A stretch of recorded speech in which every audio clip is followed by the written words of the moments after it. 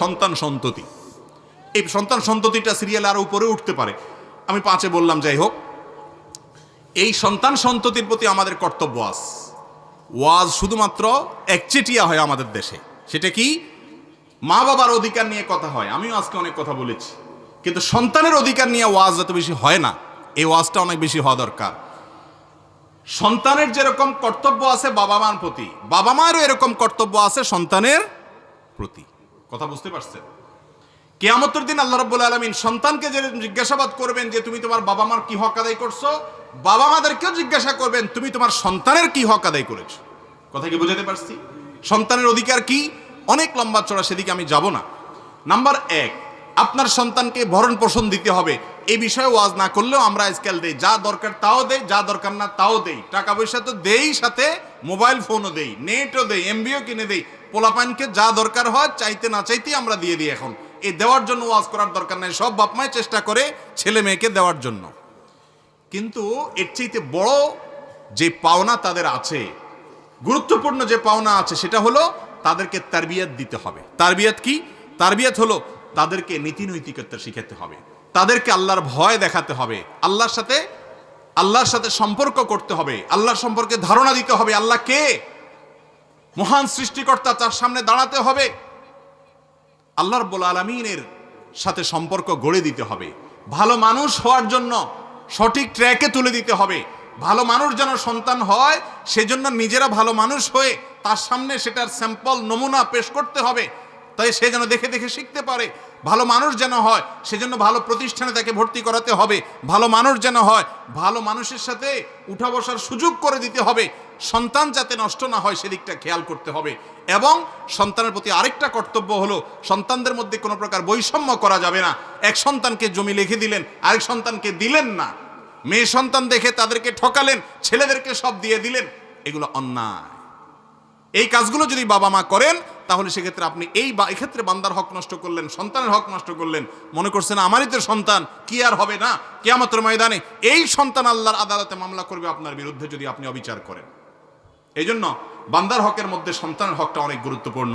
তাদেরকে ভরণ পোষণ দিতে হবে, তাদেরকে তারবিয়াত এবং সঠিক দীক্ষা দিতে হবে, মনুষ্যত্ব শেখাতে হবে, ভালো মানুষ হওয়ার জন্য চেষ্টা করতে হবে।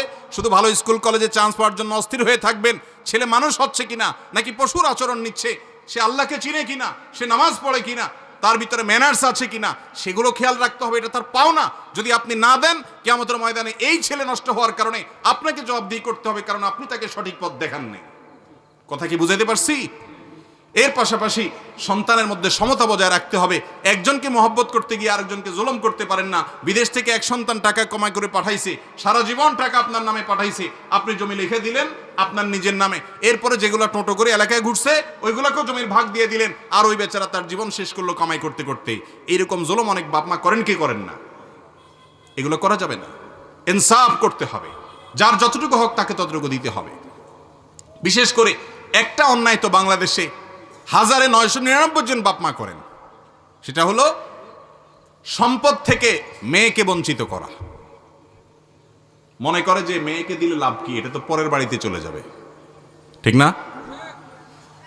অথচ আল্লাহ রাব্বুল আলামিন বলেছেন, আবাউকুম ওয়া আবনাউকুম লা তাদরুনা আইয়ুহুম আকরাবু লাকুম নাফআ। তোমাদের সন্তান, তোমাদের পিতামাতা কে তোমাদের কত বেশি উপকারে আসবে তোমরা জানো না। আল্লাহ তাআলা যে সম্পদে ভাগ দিয়েছেন, সেই ভাগ অনুযায়ী সবাইকে দিয়ে দিবে। ফরিদাতুম মিনাল্লাহ, এটা আল্লাহর পক্ষ থেকে নির্ধারণ করা, আল্লাহ নির্ধারণ। আল্লাহ শুরুতে বলেছেন ইউসিকুমুল্লাহ ফি আওলাদিকুম, তোমাদের সন্তানদের ব্যাপারে আল্লাহ ওসিয়ত করছেন। আল্লাহ মালিক হয়ে, সৃষ্টিকর্তা হয়ে অর্ডার করছেন, এটা না বলে আল্লাহ বলছেন ওসিয়ত করছেন, সেটাও অর্ডার। কিন্তু এই শব্দের মাধ্যমে এক ধরনের আবেদন আছে, এর মধ্যে এক ধরনের আবেদন আছে। আল্লাহ ওসিয়ত করছেন সম্পদ বন্টনের ক্ষেত্রে, এটা আল্লাহর নির্ধারণ, খবরদার এটা তুমি এটাকে চেঞ্জ করার এখতিয়ার তোমার রাখো না। তোমার সম্পদে তোমার ছেলের যদি 1 আনা হক থাকে, মেয়ের 8 আনা আছে। তোমার ছেলের যদি 50 টাকা হক থাকে, মেয়ের 25 টাকা আছে। বেশিরভাগ বাবা মা এই জায়গায় এসে ভালো মানুষের পরিচয় দিতে পারেন না, মুসলমানের পরিচয় দিতে পারেন না। কিয়ামতের ময়দানে বহু হাজী সাহেব বাবা, বহু গাজী সাহেব বাবা, বহু দাড়িয়ালা বাবা, বহু তাহাজ্জুদ গুজার বাবা, বহু নেকামলকারী বাবা, বহু দানকারী বাবা, বহু কোরআন তেলাওয়াতকারী বাবা, বহু জিকিরকারী বাবা, বহু নেককার বাবা, বহু মসজিদ প্রতিষ্ঠাকারী বাবা, বহু মাদ্রাসা প্রতিষ্ঠাকারী বাবা, বহু আলেম বাবা আল্লাহর কাছে ধরা পড়ে যাবে এই একটা জায়গাতে যে ছেলেকে সম্পদ দিয়েছেন, সম্পদে মেয়েকে দিয়ে যান নাই, নিজে যে জীবিত থাকতে অন্যায় করে গেছেন, এটা করা যাবে না, এটা গুনাহ। আপনার ঘরে জন্মগ্রহণ করেছে, সে আপনার সন্তান, তার পাওনা হয়ে গেছে, এটা আপনাকে দিতে হবে। এমনকি সে যদি আপনার কথা না মানে, সে আপনার প্রতি খেয়াল না রাখে, তারপরেও তাকে হক দিতে হবে। এটা আল্লাহর নির্ধারণ, আপনি এটাকে চেঞ্জ করার কোনো অধিকার রাখেন না। কথা কি বুঝাতে পারছি ভাইরা আমার? আপনার মেয়েকে আল্লাহ তাআলা সম্পদে যে অধিকার দিয়েছেন সেটা দিতে হবে। বাংলাদেশে জমির দলিলগুলো যাচাই করে দেখেন, চেক করে দেখেন, কয়টা দলিলে দেখবেন মেয়েরা মালিক? সব ছেলেরা। মেয়েদের প্রতি আমরা অত্যাচার করছি, অবিচার করছি, তাদের অধিকার দিচ্ছি না। তাদের অধিকার দিতে হবে। বাবারা, বান্দার হক বড় ডেঞ্জারাস, বড় ডেঞ্জারাস। ইয়াউমা ইয়াফিরুল মারউ মিন আখিহি ওয়া উম্মিহি ওয়া আবিহি, কিয়ামতের দিন সন্তান বাপকে দেখে পালাবে, ছেলে মেয়ে পরিচয় দিবে না সেদিন। আপনি এর আশা করেন না যে আমারই তো মেয়ে। অনেক বাপ মা আছে নিজের এই অবৈধ কর্মটাকে হালাল করার জন্য মেয়েকে ডেকে বলে, বা মা তোমাদেরকে আল্লাহ অনেক দিচ্ছে, এখন তোমরা তো যাই হোক বিয়ে শাদী হয়েছে, খরচ টরচ করছি, এখন এগুলো আমি এদেরকে দিতে চাই, তোমরা কি বলো? তো মেয়েরা শরমে পড়ে, লজ্জায় পড়ে, কি আর বলবে, ঠিক আছে আব্বা আপনি যেটা ভালো মনে করেন। হয় না, হয় না এরকম? অন্যায়, অবিচার, কোনো কাহিনী চলবে না। মেয়েকে জিজ্ঞেস করা যাবে না। কেন জিজ্ঞেস করবেন? জিজ্ঞেস করা মানে তাকে লজ্জায় ফেলে দেওয়া। বাধ্য হয়ে সে দিতে চায় না। ভাইদের সামনে, সবার সামনে জিজ্ঞাসা করবেন, সে বলবে না আমারটা আমাকে দিতে হবে, তাহলে তো ভাই বলবে বেটা তোমার আর জায়গা নাই। এগুলো অন্যায়। সে তার সম্পদ এখান থেকে নেওয়ার পরেও আজীবন সে ভাইয়ের বিটা আসতে পারবে, তার রাইট। কারণ ভ্রাতৃত্বের বন্ধনের কারণে ভাই বোনকে দেখবে, বোন ভাইকে দেখবে, এটা তাদের কর্তব্য পারস্পরিক।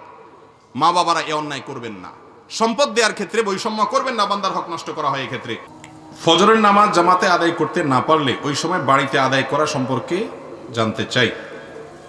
ফজরের নামাজ যদি আপনি জামাতে আদায় করতে না পারেন, তাহলে সেক্ষেত্রে বাড়িতে আপনার যারা আছেন আত্মীয় স্বজন, আপনার বউ বাচ্চা, তাদেরকে নিয়ে বা যারা আছে তাদেরকে নিয়ে জামাতে আদায় করবেন, একা একা করবেন না। আর এটা মাঝে মধ্যে হতে পারে, নিয়মিত যদি এটা হয় তাহলে আপনি ভালো মুসলমান হতে পারলেন না। ফজরের নামাজ জামাতের সাথে যারা হাজির হয় এরা হলো ওই এলাকার, ওই মহল্লার ক্রিম মুসল্লি। ক্রিম মুসল্লি বুঝছেন? সবচেয়ে ভালো মানের মুসল্লি, ভালো মানের ইমানদার মুসলমান। যে মুসলমান ফজরের নামাজে হাজির হয়, যে মুসলমান অন্য ওয়াক্তে হাজির হয়, ফজরে হাজির হয় না, বুঝতে হবে এই মুসলমানে কি আছে, ভেজাল আছে। এই জন্য এ ক্লাসের মুসলমান হইতে হলে ফজরের জামাতে হাজির হইতে হবে। হঠাৎ একদিন আপনার মিস হতে পারে। এখন রাত 12টা পর্যন্ত যদি মোবাইল আর ফেসবুক টিপাটিপি করেন, তাহলে ফজর নামাজ চাইলেও জামাতে পড়তে পারবেন না। এই জন্য আগে আগে ঘুমাইতে হবে। আগে আগে ঘুমানো স্বাস্থ্যের জন্য উপযোগী, সুন্নাহসম্মত। দেরি করবেন না। মোবাইল টিপাটিপি করেন, দিনের বেলায় করেন। শয়তান দেখবেন মোবাইল টিপার মধ্যে সবচেয়ে বেশি মজাটা দেয় রাতে, ঠিক না? বিশেষ করে বিছানায় শুইবেন আর মোবাইলটা একটু আধা ঘন্টা 1 ঘন্টা টিপবেন না, এটা তো হতেই পারে না, ঠিক না? ঠিক মোবাইলে মোনাজাত ধরে, মোনাজাত বুঝেন, এইভাবে 2 হাত দিয়ে ধরা মোনাজাতের মতোই তো। এরপরে টিপতে টিপতে টিপতে টিপতে স্ক্রল করতেছেন, কোথায় যাচ্ছেন, কি খুঁজতেছেন নিজেও জানেন না। আঙ্গুল খাওয়ার অবস্থা ঘষতে ঘষতে, ঠিক না? এই যে রাতে বেশি মজা লাগে মোবাইল টিপতে, কারণ ইবলিসের টার্গেট হলো, তার প্ল্যান হলো, তার মিশন হলো আপনার ফজরটা ধ্বংস করা।